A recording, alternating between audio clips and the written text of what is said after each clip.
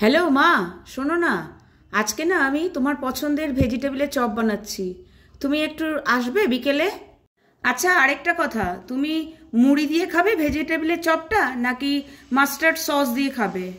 আচ্ছা, যে কোনো একটা হলেই চলবে। ঠিক আছে মা, এবার ফোনটা রাখি, তাড়াতাড়ি চলে এসো কিন্তু। নমস্কার বন্ধুরা, টুকির রান্নাঘরে সবাইকে স্বাগত। আওয়াজটা শুনে নিশ্চয়ই বুঝতে পারছেন ভেজিটেবিলের চপটা কতটা মুচমুচে হয়েছে। আর এই ভেজিটেবিলের চপটা কিন্তু কলকাতার স্ট্রিট ফুডের মধ্যে বেশ ফেমাস। আমার মায়ের পছন্দের প্রিয় স্ন্যাক্সের মধ্যে একটা। আজকে আমি ভেজিটেবিলের চপটা সার্ভ করার জন্য মাস্টার্ড সস বানিয়ে নেব। তার জন্য প্রথমে আমি এখানে নিয়ে নিয়েছি 3 টেবিল স্পুন কালো সর্ষে। এখানে সর্ষেটাকে আমি খুব ভালো করে ধুয়ে নিচ্ছি। ধুয়ে নেওয়ার পর গরম জলে 30 মিনিটের জন্য ভিজিয়ে রাখবো। আর জলে দিয়ে দেব হাফ টিস্পুন নুন।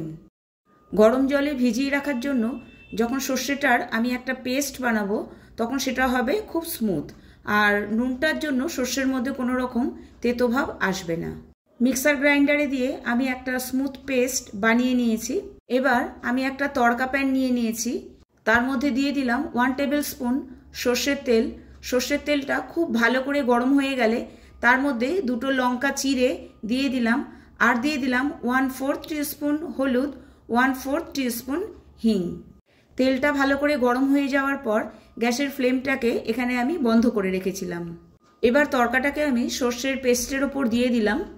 দুটোকে খুব ভালো করে মিশিয়ে নিলেই তৈরি হয়ে গেল আজকে আমাদের মাস্টার্ড সস।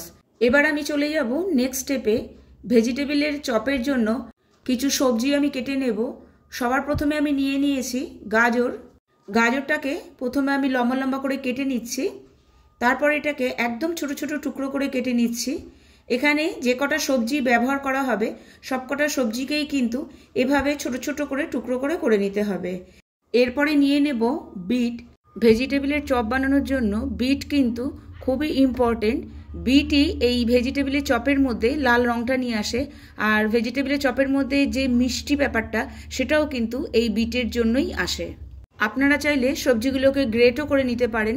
তবে সবজিগুলো গ্রেট করে নিলে মিশ্রণটা যখন বানাবো তখন মিশ্রণটার মধ্যে একটু জলো জলো ভাব থাকবে।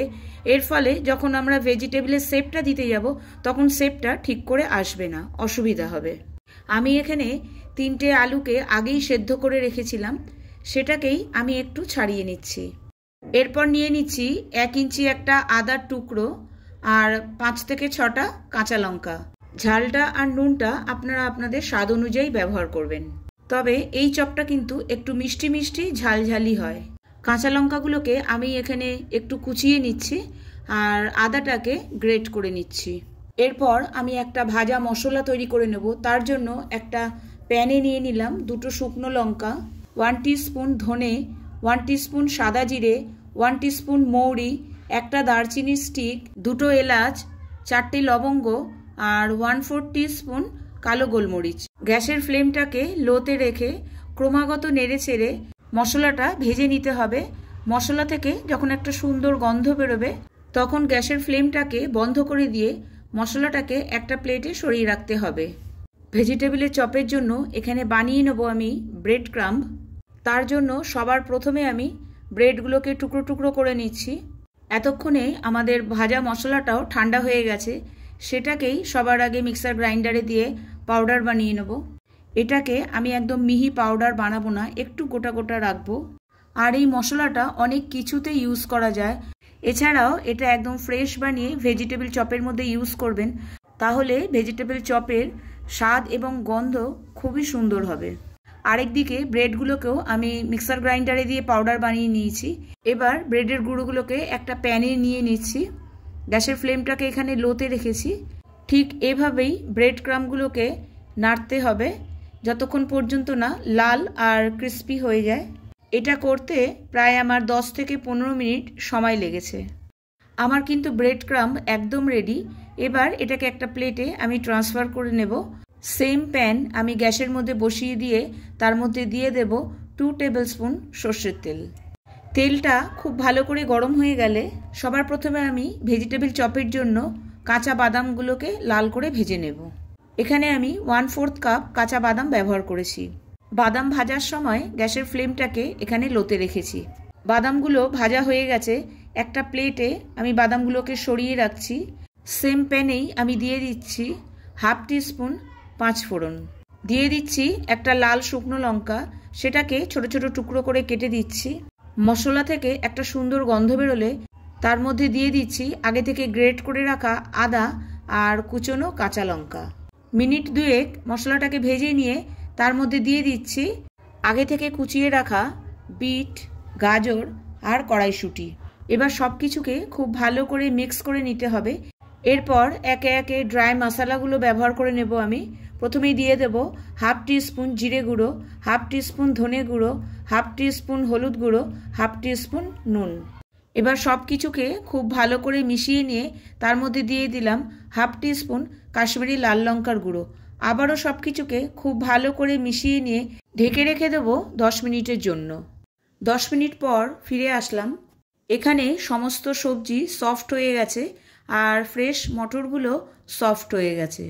আমি এখানে এবার অ্যাড করে দিচ্ছি সেদ্ধ করে রাখা আলুগুলোকে। আলুগুলো আমি গ্রেট করে নিয়েছি। এবার মিডিয়াম ফ্লেমে আলু আর বিট গাজরগুলোকে খুব ভালো করে ফ্রাই করে নিতে হবে 5 মিনিটের জন্য।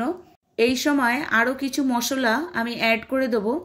দিয়ে দিচ্ছি 1 টিস্পুন চাট মশলা, 1 টিস্পুন চিনি আর 1 মুঠো কুচনো ধনেপাতা।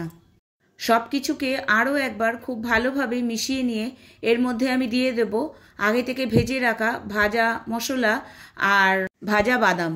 এবার সব কিছুকে খুব ভালোভাবে মিশিয়ে নিয়ে তৈরি হয়ে গেল আমাদের ভেজিটেবল চপের পুর। এটাকে আমরা ভেজ কাটলেটও বলতে পারি। রংটা কিন্তু ভীষণই ব্রাইট লাগছে দেখতে। এবার এটাকে একপাশে ঠান্ডা হওয়ার জন্য রেখে দিয়ে এবার আমি বানিয়ে নেব একটা স্লারি। তার জন্য এখানে আমি নিয়ে নিয়েছি 3 table spoon cornflour, 3 table spoon ময়দা। দুটোকে খুব ভালোভাবে মিশিয়ে নিয়ে অল্প অল্প জল দিয়ে একটা ঘোল বানিয়ে নেব। এটা কিন্তু খুব বেশি পাতলা হবে না, আবার খুব বেশি মোটাও হবে না। কনসিস্টেন্সিটা ঠিক এই রকম রাখতে হবে। এরপরে চলে যাব নেক্সট স্টেপে। ভেজিটেবলের পুরটা এতক্ষণে একদম ঠান্ডা হয়ে গেছে। কিছুটা হাতের মধ্যে তুলে নিয়ে একটু চেপে চেপে হাতের মধ্যে রেখে সিলিন্ডারের শেপ দিয়ে নেব। আপনারা চাইলে গোল শেপও দিতে পারেন। কলকাতার ম্যাক্সিমাম জায়গায় ঠিক এই সিলিন্ডারের শেপেই ভেজিটেবলের চপগুলো পাওয়া যায়। সবার আগে সমস্ত ভেজিটেবলগুলোকেই আমি এই সিলিন্ডারের শেপ দিয়ে নেব। সবগুলো চপ আমার রেডি হয়ে গেছে। এখানে প্রায় আমার 10টা ভেজিটেবলের চপ হয়েছে। সবার প্রথমেই আমি চপগুলোকে শুকনো ময়দার মধ্যে খুব ভালো করে রোল করে নেব, যাতে চারিদিক থেকে শুকনো ময়দাগুলো লেগে যায়। তারপর সেটাকে আমি দিয়ে দেব যে স্লারিটা বানিয়ে রেখেছিলাম সেইটার মধ্যে। কাঁটা চামচের সাহায্যে তুলে নিচ্ছি যাতে এক্সট্রা স্লারিটা বাটিতে পড়ে যায়। এরপর দিয়ে দেব ব্রেড ক্রাম্বের মধ্যে। সেখানেও কিন্তু খুব ভালো করে রোল করে নেব আর হাতের মধ্যে একটু চেপে চেপে ব্রেড ক্রাম্বগুলোকে চপের গায়ে ভালো করে সেট করে দেব। ঠিক এইভাবে করে নিলে আপনাদের চপগুলো তেলের মধ্যে ছাড়ার পর কখনোই খুলে যাবে না বা ফেটে যাবে না। আরও একবার প্রসেসটা করে দেখিয়ে দিলাম। এইভাবে সমস্ত ভেজিটেবলগুলোকে আমাদের তৈরি করে নিতে হবে। দেখুন সমস্ত ভেজিটেবলগুলো কিন্তু রেডি। আমি এবার নিয়ে নেব একটা কড়াই আর তাতে নিয়ে নেব পরিমাণ মতো তেল। তেলটাকে খুব ভালো করে গরম করে নিতে হবে। এরপর মিডিয়াম ফ্লেমে চপগুলোকে উল্টে পাল্টে লাল করে ভেজে নিতে হবে। এখানে ফ্লেমটা কিন্তু লো রাখলে হবে না। লো রাখলে অনেক সময় চপগুলো কিন্তু ফেটে যাওয়ার সম্ভাবনা থাকবে।